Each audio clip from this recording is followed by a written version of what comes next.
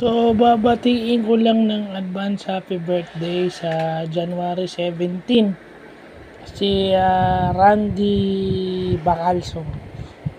So, January 8 pa lang, so 9 days bago mag-birthday mo, binabati na kita ng happy birthday in advance kasi baka maraming babati. Yung batch pa lang natin sa high school, marami nang babati sa'yo. Alam ko naman na ikaw lovable sa kanila, no?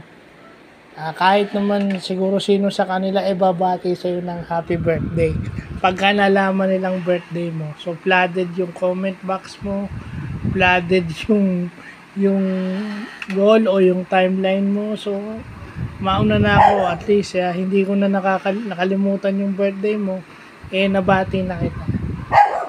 It's the thought that counts, no? Kasi mahirap nang hindi tayo makaalala sa mga katulad mo, mahirap nang hindi ako makaalala na may malaking parte sa buhay mo. So happy birthday in advance, God bless, and more birthdays to come.